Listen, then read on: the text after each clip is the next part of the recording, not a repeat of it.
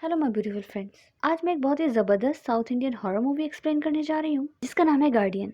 क्या हो अगर आपके पास एक ऐसी सुपर पावर आ जाए जिससे आप जो सोचो जो चाहो वही होगा।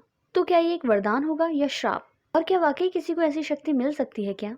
तो मूवी स्टार्ट होती है एक तांत्रिक को दिखाते हुए जो कि एक आत्मा को पत्थर के अंदर कैद कर रहा होता है, और वो वहाँ पर बैठे हुए 4 आदमियों से उनका खून मांगता है और उससे वो उस आत्मा को एक पत्थर में कैद कर देता है और उस पत्थर को कहीं ऐसी जगह छिपाने के लिए कहता है जहाँ कोई उसे न ढूंढ पाए, क्योंकि जब भी कभी उस पत्थर पर किसी का रक्त गिरा तो ये आत्मा आजाद हो जाएगी और आजाद करने वाले की सारी इच्छाएं पूरी कर देगी, और अगर गलती से किसी ने इस पत्थर को तोड़ दिया तो फिर तबाही आ जाएगी। इसीलिए वो चारों आदमी मिलकर उस पत्थर को एक बिल्डिंग के अंदर छिपा देते हैं जो कि पूरी तरह से खंडर होती है और वहाँ कोई नहीं आएगा। और हमें यहाँ पर इतना समझ में आता है कि ये कोई भयानक आत्मा है जो अपना बदला लेना चाहती है। अब नेक्स्ट सीन में हम अपनी हीरोइन अपर्णा को देखते हैं जो कि बहुत ज्यादा अनलकी है। वो कोई एक काम भी नॉर्मल इंसान की तरह नहीं कर सकती। ऐसा लगता है कि सारी दुनिया का बैड लक उसी के पास है। वो मंदिर में नारियल फोड़ने जाती है, वो नारियल पुजारी को लग जाता है। वो ऑटो में बैठती है तो ऑटो पंचर हो जाता है। वो किसी की मदद करना चाहे तो उसका नुकसान हो जाता है। वो अपना एग्जाम लिखती है तो उसका पूरा पेपर ही खराब हो जाता है। यहाँ तक कि लकी स्टोन और लकी चीजें भी उसकी कोई मदद नहीं कर पाती। रोजमर्रा के कामों में भी उसे हमेशा ही दिक्कत आती है।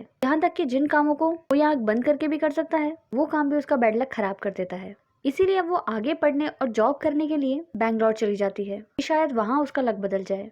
वो एक आर्किटेक्ट बनना चाहती है लेकिन बैंगलोर जाकर भी वही सब होता है। इसीलिए अब वो ये सारी बातें अपने साइकेट्रिस्ट को बता रही होती है कि आज तक बचपन से उसकी कोई भी इच्छा पूरी नहीं हुई, यहाँ तक कि नौकरी में भी जहाँ उसकी फ्रेंड काम करती है और उसने सब सेटिंग पहले से ही कर रखी थी, वो नौकरी तक उसने अपनी बैड लक की वजह से खो दी।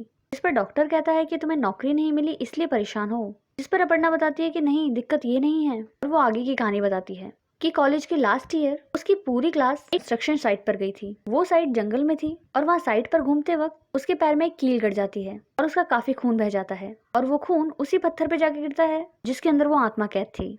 और तभी उसकी तरफ एक सलिया जो वर्कर की गलती से उसके आर पार हो जाता वो हवा में लटक जाता है और उसकी जान बच जाती है। इस पर वो तो शौक ही हो जाती है कि ये सलिया हवा में अटका कैसे रह सकता है। और जब से उसकी जान बची है तब से उसकी जिंदगी में सब कुछ उथल पुथल हो रहा है। तब से वो जो सोचती है जो बोलती है वो सब सच हो जाता है, और वो भी बहुत अजीब तरीके से। जैसे उसने सोचा कि उसे नौकरी मिलनी ही चाहिए और तभी उसके पास ऑफर लेटर आ गया, जबकि वो तो सामने सामने ही रिजेक्ट हो चुकी थी। अब जिससे वो बहुत खुश होती है और फटाफट नौकरी ज्वाइन कर लेती है। लेकिन कुछ दिन बाद ही उसे और उसकी फ्रेंड को एक नया प्रोजेक्ट मिलता है जिसे वो बहुत मन लगा कंप्लीट करती है, बट उसका सारा क्रेडिट उसकी प्रोजेक्ट मैनेजर खा जाती है। अब अपर्णा और उसकी फ्रेंड एक नई कंस्ट्रक्शन साइट पर जाती हैं, एंड तभी उस कंस्ट्रक्शन साइट पर जो इंजीनियर काम कर रहा होता है वो अपर्णा का एक्स होता है जिसका नाम है प्रणव। प्रणव और अपर्णा कॉलेज टाइम पर डेट किया करते थे और प्रणव को सिगरेट पीने की बहुत बुरी आदत थी, इसीलिए उनका ब्रेकअप हो गया था। अब दोनों वापस मिलते हैं और ये साइट शहर से बहुत दूर थी, इसीलिए दोनों साथ ही आने जाने लगते हैं। किसी ऑटो, ओला या उबर की फैसिलिटी नहीं थी। अब दोनों धीमे धीमे करीब आने लगते हैं, जिस पर अपर्णा की फ्रेंड उसे टीज करने के लिए प्रणव के साथ बाइक पर जाकर बैठ जाती है कि आज तुम मुझे घर छोड़ो, जिससे अपर्णा को गुस्सा आता है और सिर्फ उसके सोचने भर से ही लावण्य चलती हुई बाइक से गिर जाती है और उसे ऐसा लगता है कि किसी ने उसे धक्का मारा। अब कुछ दिनों बाद प्रणव की माँ को हार्ट अटैक आ जाता है एंड डॉक्टर हार्ट ट्रांसप्लांट के लिए कहते हैं, लेकिन इतनी जल्दी किसी का हार्ट मिलना इम्पॉसिबल होता है। इस पर अपर्णा प्रणव को सांत्वना देते हुए कहती है कि कोई बात नहीं, तुम्हारी माँ को हार्ट जल्दी मिल जाएगा। कहने के साथ ही हॉस्पिटल के सामने एक एक्सीडेंट हो जाता है और एक बंदा उसमें मर जाता है जिसका हार्ट प्रणव की माँ को दिया जाता है। अब प्रणव की माँ की जान तो बच गई थी, लेकिन एक इनोसेंट बंदे की जान चली गई। इसके बाद अपर्णा कंपनी की तरफ से एक स्पॉन्सर्ड मैच में होती है और सिर्फ उसके कहने भर से ही जो टीम हार रही होती है वो अचानक से जीत जाती है। अब नेक्स्ट डे अपर्णा की मैनेजर, जो एक बहुत ही घटिया औरत है, वो एक लड़की को नौकरी से निकाल देती है क्योंकि उसने उसकी शिकायत कर दी होती है। और वो प्रोजेक्ट मैनेजर सभी के साथ ऐसा ही करती थी, वो सबके काम का क्रेडिट खा जाती थी। ऐसा ही अपर्णा के साथ करती है तो अपर्णा गुस्से में उसे मर जाने के लिए कहती है, एंड तभी वो मैनेजर हिप्नोटाइज होकर अपने आप ही बिल्डिंग से छलांग लगा देती है। और ये सब देखकर अपर्णा तो बहुत ज्यादा डर जाती है और अब यही सारी बातें वो अपने डॉक्टर को बता रही होती है कि उसकी सारी बातें सच होती हैं लेकिन अजीब तरीके से। जिस पर डॉक्टर हंसता है और कहता है कि अगर ऐसा है तो तुम कहो कि ये मिनी प्लांट 6 फुट का पौधा हो जाए। जिस पर अपर्णा कहती है कि हो जाएगा। तभी अपर्णा को याद आता है कि उसने तो अपने बॉस को भी मर जाने के लिए कहा है, क्योंकि उसके बॉस ने उसकी फ्रेंड लावण्या को गलत तरीके से टच किया होता है और वो बाकी लड़कियों के साथ भी ऐसे ही बदतमीजी करता है। इसीलिए अपर्णा ने गुस्से में उसे मर जाने के लिए कहा होता है। इसीलिए फटाफट अपर्णा अपने बॉस को बचाने के लिए भागती है, जहाँ कुछ गुंडे उसके बॉस को मारने के लिए आए होते हैं, लेकिन अपर्णा अपने बॉस को उस गुंडों से बचा लेती है। लेकिन तभी एक टीन उड़ती हुई आती है और उसके बॉस का गला कट कर देती है, जिससे अपर्णा बहुत ज्यादा डर जाती है। उसे कुछ समझ नहीं आ रहा होता कि ये सब उसके साथ क्यों हो रहा है। इसीलिए घर आकर वो सोचने लगती है कि ये सब कब से शुरू हुआ है।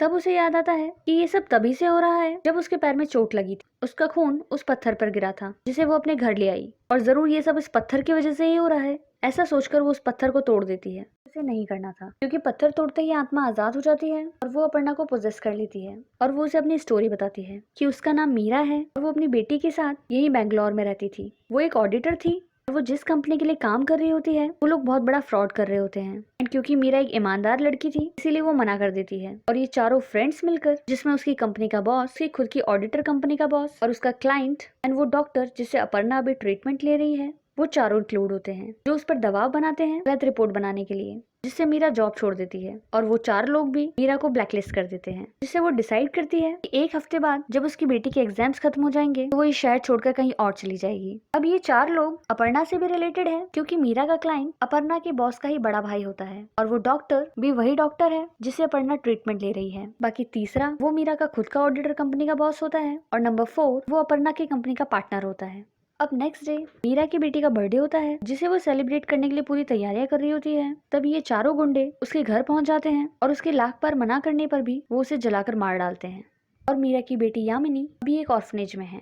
और अब मीरा की आत्मा, जिसे उन चारों ने तांत्रिक की मदद से एक पत्थर में कैद कर दिया था, अब वो आजाद हो गई है। अब अपर्णा भी मीरा की हेल्प करने का डिसाइड करती है। अब दूसरी तरफ हम देखते हैं कि अपर्णा का बॉस जो अभी मर गया है, उसका बड़ा भाई गुंडा नंबर 1 जिसने मीरा को भी मारा था, अब वो अपने बाकी तीनों दोस्तों के साथ मिलकर अपर्णा को भी मारने का प्लान बना रहा होता है। इसीलिए वो अपर्णा का किडनैप करा लेता है। अब मीरा की आत्मा गुंडे नंबर 1 को बहुत डराती है, लेकिन वो फिर भी अपर्णा को लेकर अपने भाई की कब्र पे पहुंच जाता है और वो अपर्णा को मारने ही वाला होता है। तभी उसे उसके डॉक्टर फ्रेंड यानी गुंडे नंबर 2 का फोन आता है, जो कि उसे अपर्णा को छोड़ देने के लिए कहता है और बताता है कि वो कोई साधारण लड़की नहीं है। सिर्फ उसके कहने भर से ही एक छोटा सा प्लांट 6 फीट का हो गया है, जिसको गुंडा नंबर 1 नहीं मानता, लेकिन जल्दी उसे समझ आ जाता है कि उससे कितनी बड़ी गलती हुई है। तब अपर्णा सबको उठा उठाकर जान से मार देती है और वो उसे भी मार डालती है। और ये सीन बहुत ही स्कैरी होता है। इसके बाद अपर्णा अपनी बेटी को ढूंढने के लिए ऑर्फनेज पहुंच जाती है, जहाँ एक आदमी उसकी बेटी के साथ बदतमीजी कर रहा होता है, और अपर्णा देखने भर से ही उस आदमी को जलाकर मार डालती है। अब वो अपनी बेटी से मिलती है और उसे यकीन दिलाती है कि वो जल्दी उसे यहाँ से निकाल कर ले जाएगी। वो दोनों थोड़े समय के लिए बाहर घूमते हैं और अच्छा समय बिताते हैं। अब नेक्स्ट सीन में अपर्णा गुंडे नंबर 2 यानी उस डॉक्टर के पास पहुंच जाती है और उसे भी तड़पा तड़पा कर मार देती है।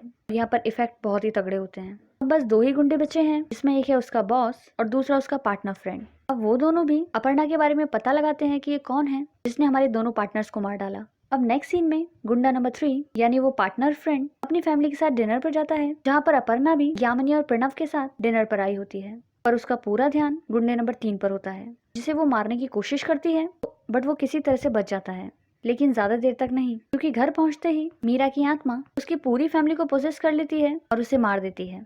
अब गुंडा नंबर 4 बहुत शातिर होता है, वो फटाफट उस तांत्रिक के पास पहुंच जाता है और वो मीरा की बेटी यामिनी को भी किडनैप करा लेता है। मीरा अपनी बेटी को बचाने के लिए अपर्णा का शरीर छोड़ देती है और एक बोतल में कैद हो जाती है, और तांत्रिक उसका कहीं दूर विसर्जन करने के लिए ले जाता है। और ये गुंडा नंबर 4 यानी मीरा का बॉस अपर्णा को भी जान से मार देता है, क्योंकि वो कोई भी सबूत छोड़ना नहीं चाहता था, और उसे दफना देता है।